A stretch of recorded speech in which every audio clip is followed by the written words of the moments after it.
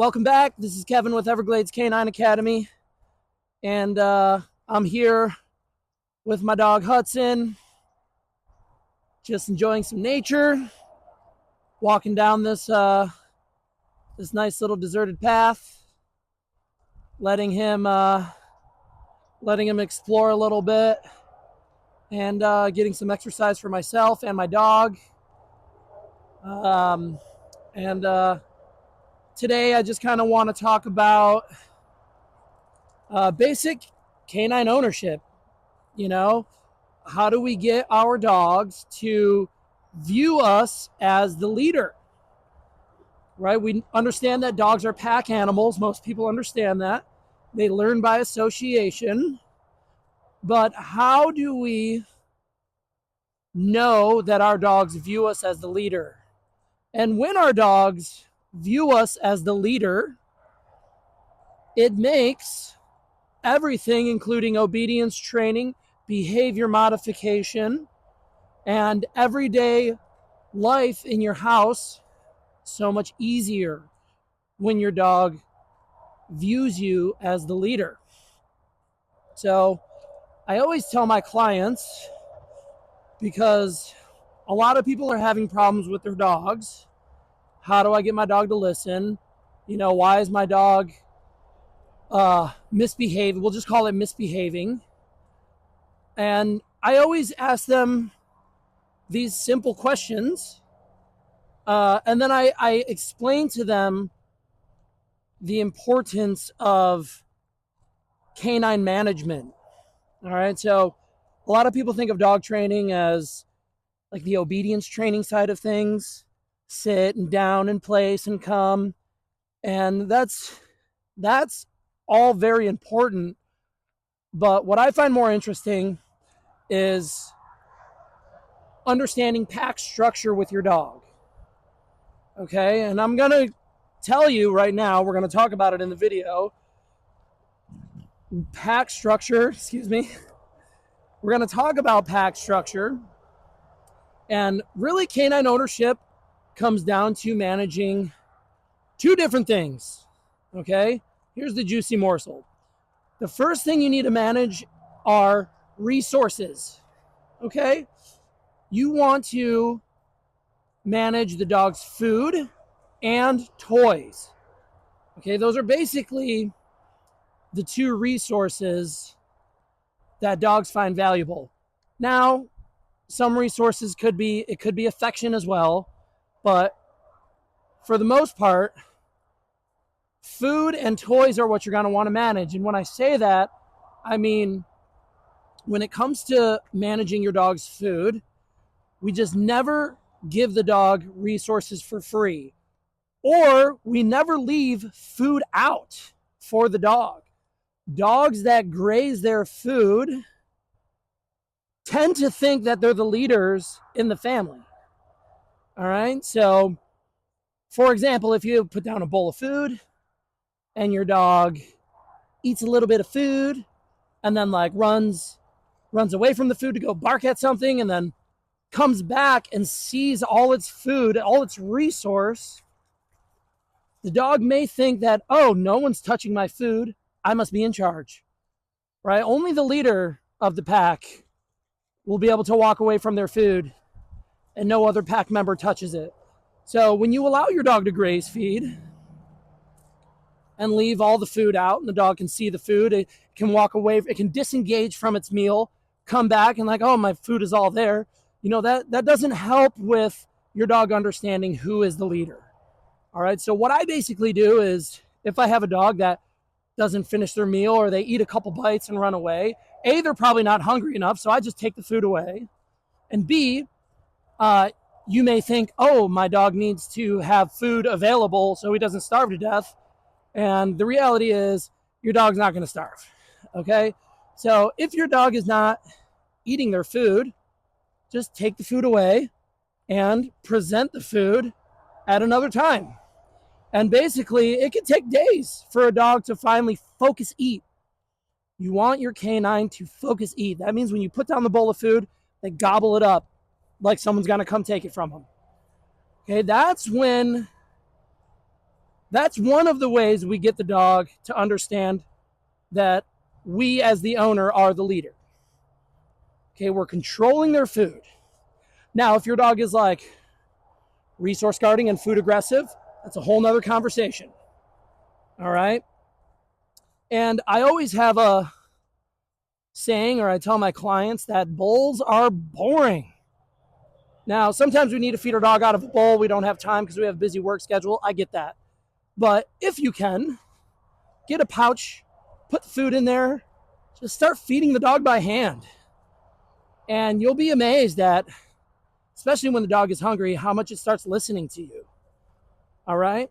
Now, I'm a big advocate for properly using tools, prong collars and e-collars and such, but I've almost done away with it in my training program because I feel like it's a lot of responsibility for the clients.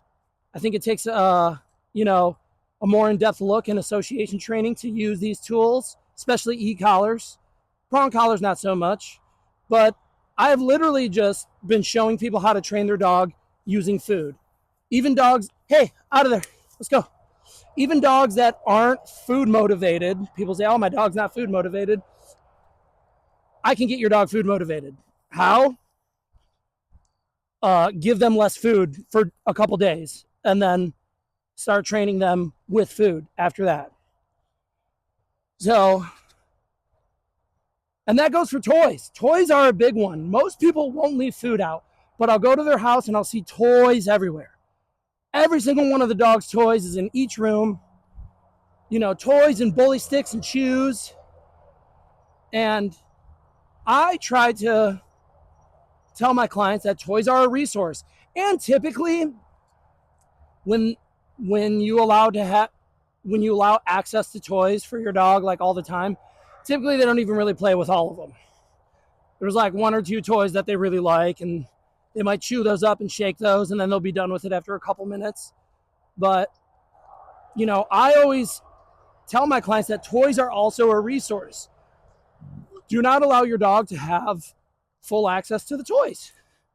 Get like a basket, put all the toys away, but bring out the dog's favorite toy multiple times a day if you want, and play with the dog. And do some obedience training with their toys. All right. Here we go. Let's look at my dog real quick. I don't know if you can see the sun shines right there. He is at attention looking for something in the woods, but he's a pretty good boy. He doesn't really leave the path. This is really good for my dog. I'm glad I found this spot. I'm going on a little side tangent, but after we take this nice walk, my dog is sniffed and smelled and marked, and I know his day feels complete, which makes me feel good as a dog owner. But toys are another resource. Don't give your dog toys all the time. All right? Take the toys away. Don't let the dog have them, but bring the toys out. Dogs should be able to play with toys. You should just bring them out for the dog and let the dog work for that toy a little bit instead of just having it. Right? Most of the time, people don't know what to do, so they just spoil their dog. And then they're like, Kevin, why doesn't my dog listen to me? And I always say, well, why should they? They have all the food, access to all the food, access to all the toys. Like, of course, they're not going to listen to you. Right?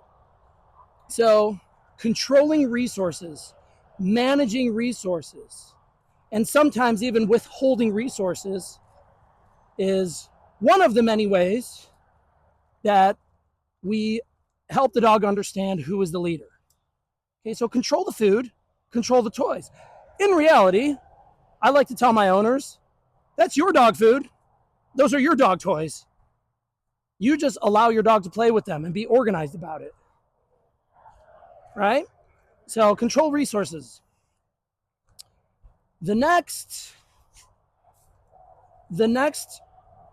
part of dog ownership and becoming the leader is, this is really important, is controlling the space in your house.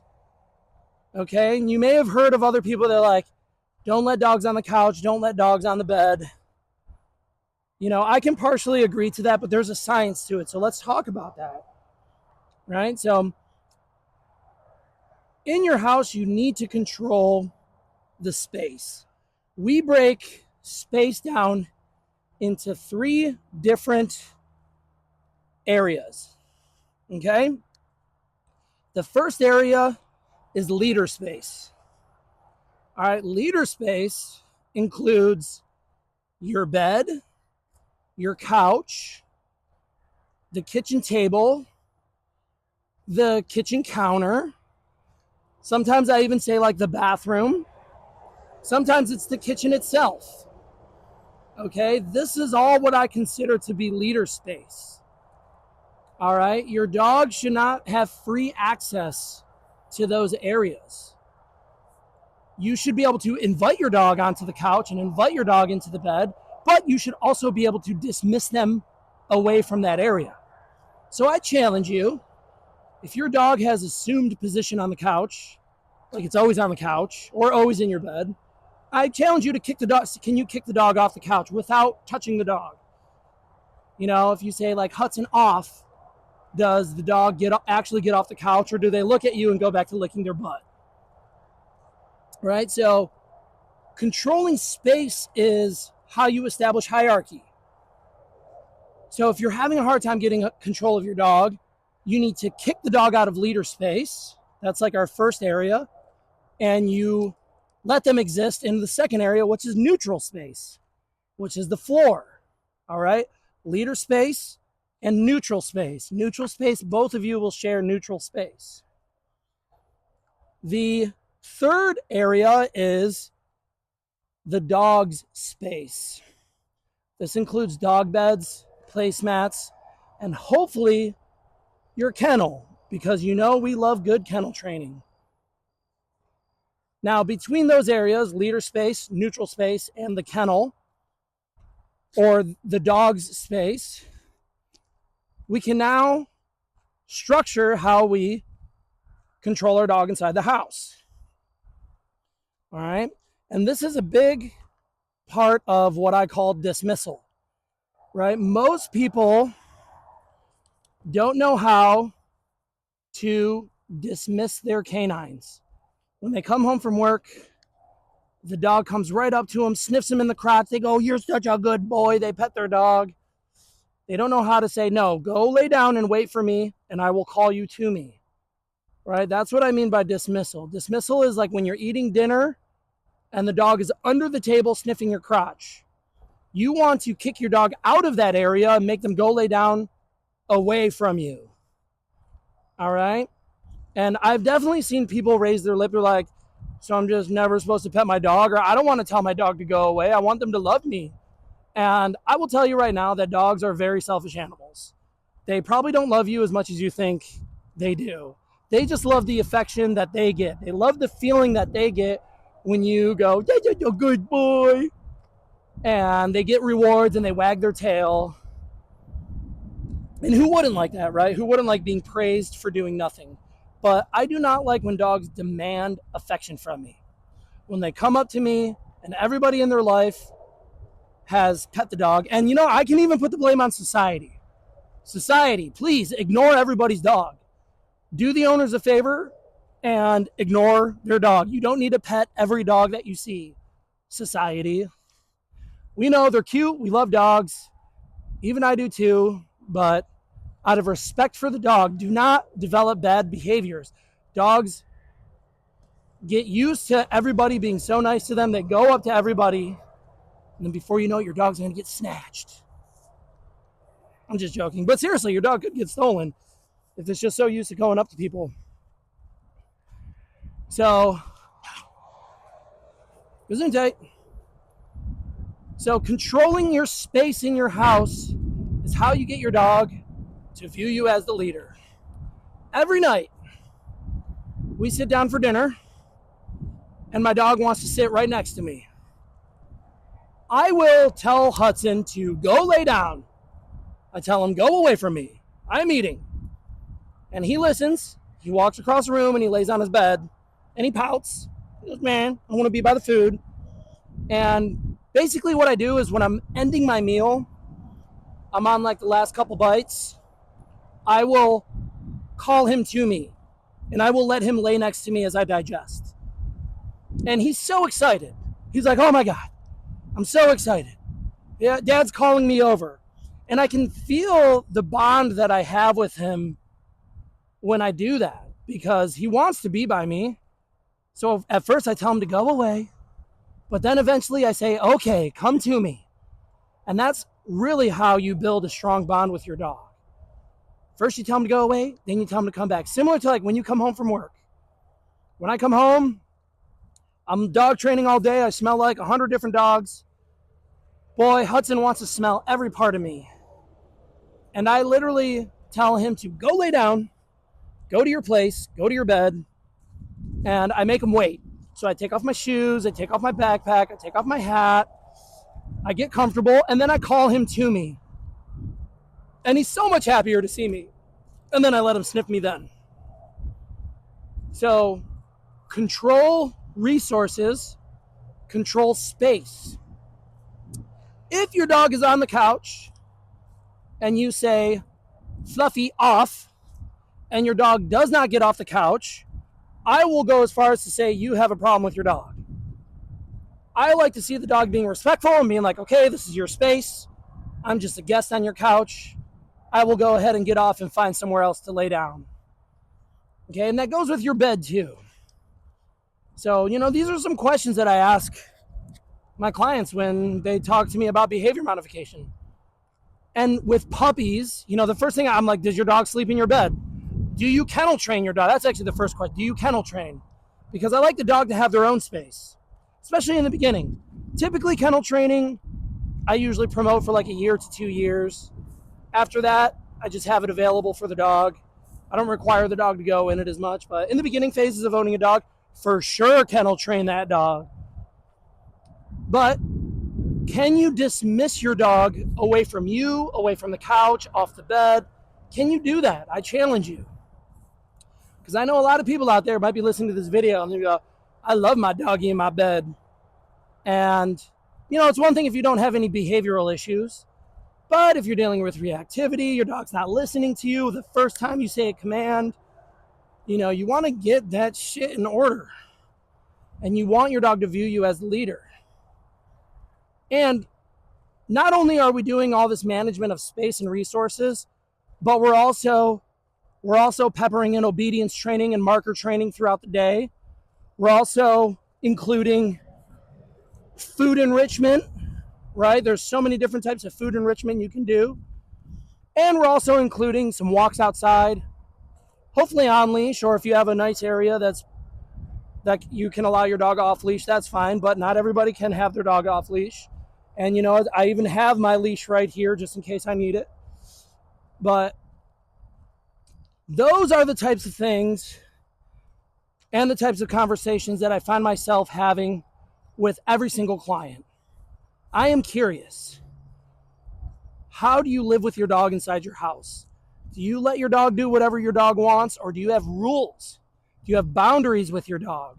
Most people that don't go through dog training and have a very well-behaved dog, they know they're like, I don't like my dog on the couch, so he's never allowed on the couch.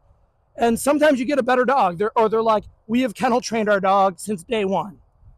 And they haven't been through any training, but their dog is great. And let me tell you that those things definitely matter. Now, there's always, you have allowed your dog to live on the couch and on the bed.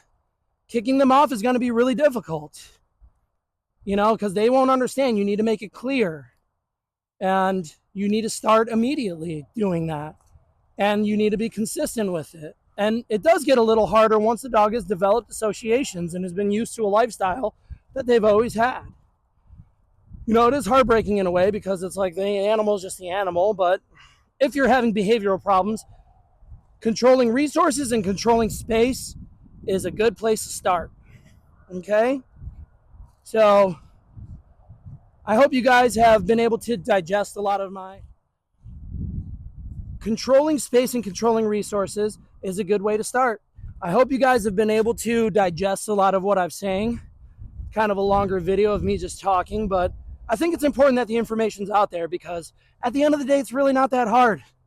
You know, dog training is very complicated, but you want to break it down into steps, easy steps that you can understand.